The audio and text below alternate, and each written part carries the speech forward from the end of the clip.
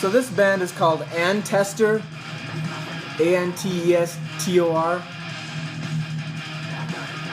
almost like ancestor with a T instead of a C. So I think I've paid attention to these guys lately because they are really pretty cool black metal. As they've come up randomly, I've paid attention to them, like their sound. I like black metal that changes key, and I like black metal for the fact that it usually is in minor keys. And I forgot how you call it, but like, you know, when switching chords, it's usually switching to minor, where maybe even it might be major normally in a major progression, but they just choose minor instead. I can tell there's a major chord in there too, in this case, but it feels like it anyway.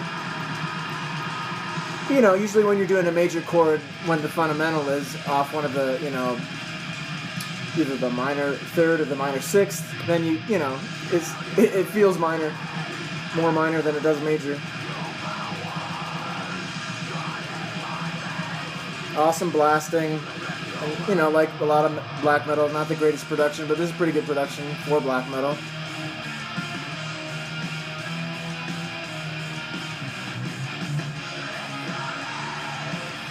Good vocals, good atmosphere. I mean,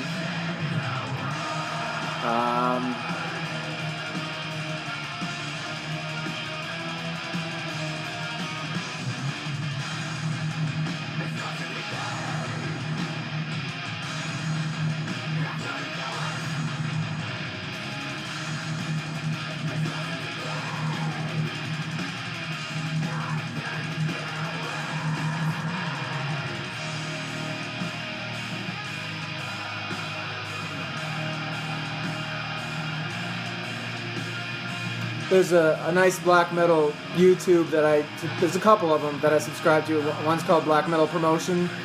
I will typically, every few days, I'll listen to one of the full albums that they put on there, and they're always pretty good.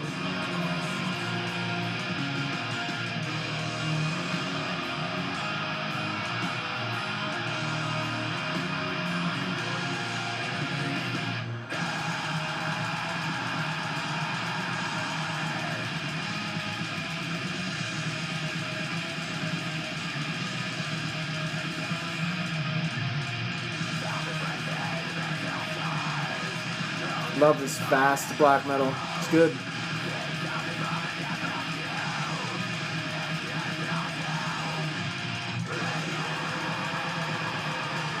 You know, I got a little reminiscent of an Al Nath rock.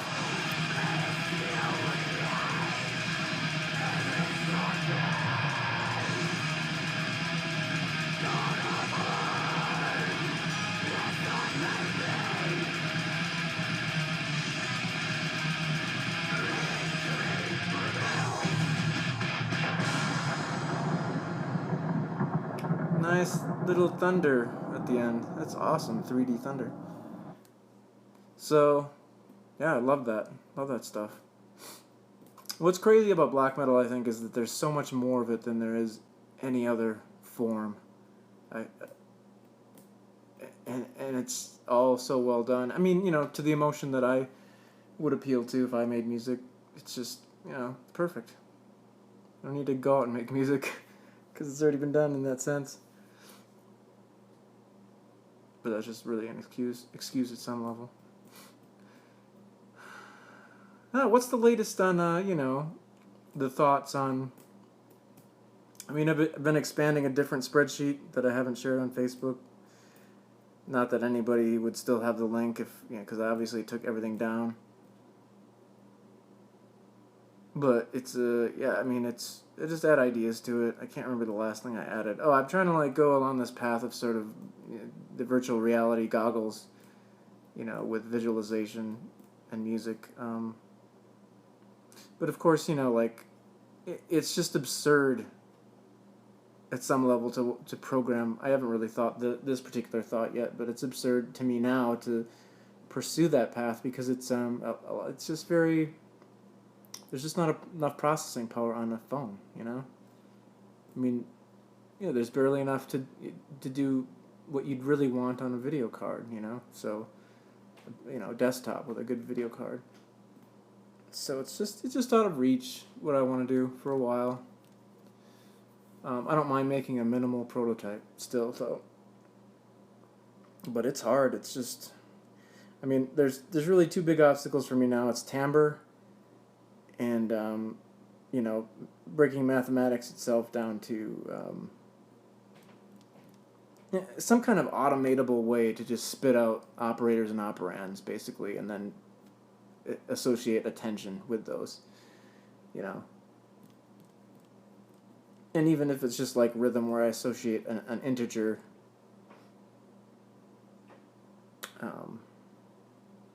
that's just, I turn into from decimal to bit string, whatever.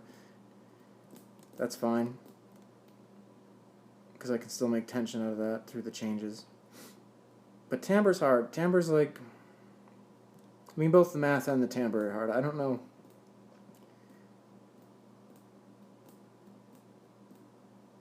Like, I want to believe that you could write some kind of function that's that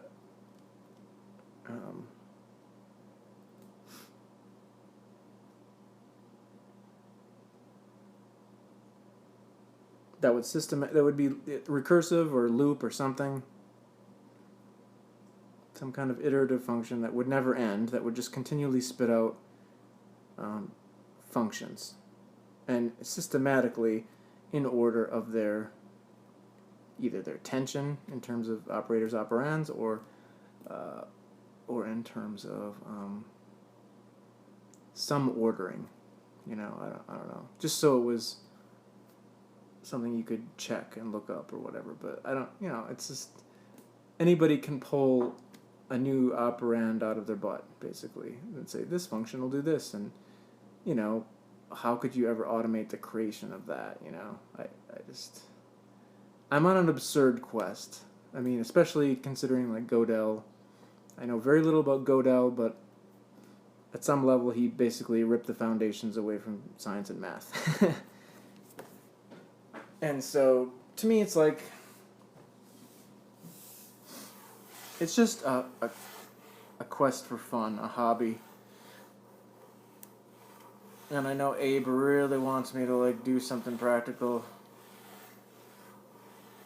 But it's like, if I can't do the thing I want, and this is the thing I really want, then it just doesn't hold any value to me. It's just boring. Getting on stage and playing a bunch of crap, it's just meaningless. Getting people's approval, also meaningless. Just when you're in a society where you can't stand the status quo and everybody loves it, why would it ever feel good to get on stage and be getting the approval of those same people? To me, it's not a matter of arrogance. It's just a matter of like, I can't fucking get along with that. I can't be happy with that,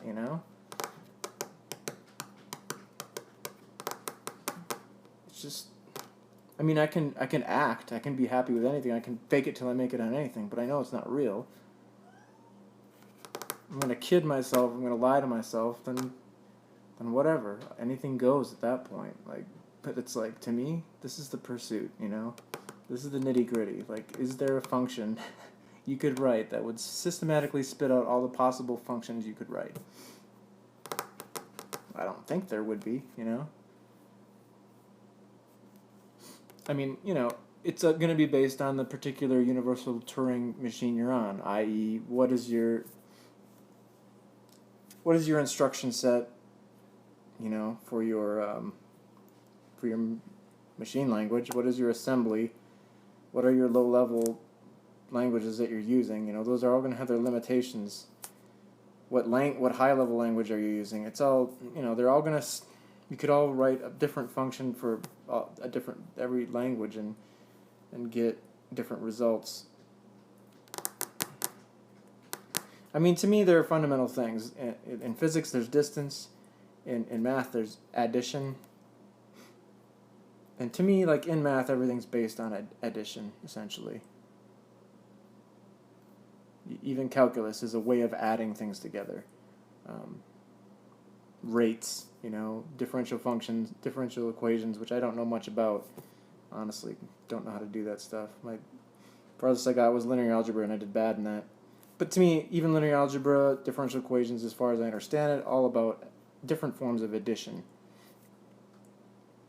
Um, so yeah, rates.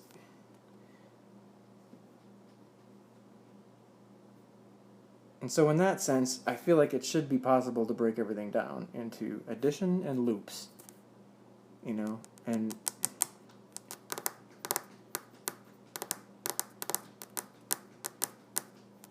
but you know, like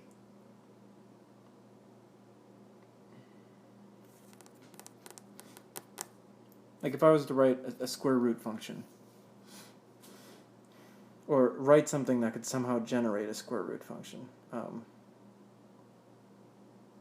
what would be the next logical, function that it would spit out before and after the square root function? Like, I don't know. I have no idea. Don't even know where to place that. In a lot of ways, I see square root as kind of a very goofy thing. I think the whole branch of mathematics that, that we use, the complex numbers, that has imaginary numbers with it, like that is such a weird invention to me because it comes from the square root of negative numbers. It's like, oh, you can't do this, so we'll invent a mathematics that allows you to do it. And then on top of it, there's all these applications for it. So it's like, well, it has application in the real world, especially in electronics, as far as I have been told. So why? I don't know. I mean, why do you have to have an x-axis and an y-axis, for the imaginary? Why can't you just use y? What difference does it make the variable name? I mean, obviously complex numbers have their particular other applications, fractals.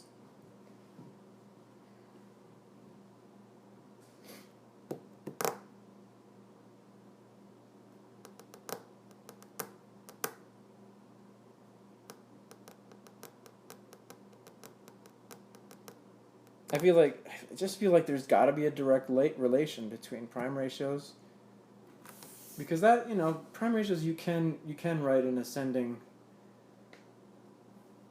like maybe I should look at it that way. So you got,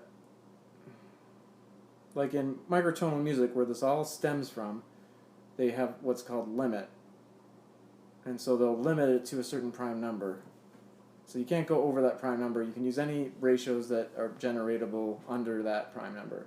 A lot of things are like 7 limit, 5 limit, 11 limit, and 13 limit. And, they don't really go up above there because it's not very practical. You can generate just myriads of scales, musical scales, with that information alone, with those limits. So maybe that's the way to go, is like limit the prime ratios that you can have, and then that way you spit out, now you can know with this limit, these are the functions that you can generate. So maybe that's like again, I should just focus on the prototype and not like trying to generate all possible functions. Once again, I have no idea like how you, I mean, it just to me it's like a right brain thing. It feels like the orthogonality of prime ratios can relate directly to, input and output of a function or a transform or whatever. But I just, I'm not rigorous enough to sit down and do that crap. So at some point I'm going to need a mathematician to help me, and, nobody cares about this stuff. I mean, probably somebody does, but they wouldn't want to work with me anyway. So it's like, my life's on the cosmic gag reel. It's a joke. There's no point.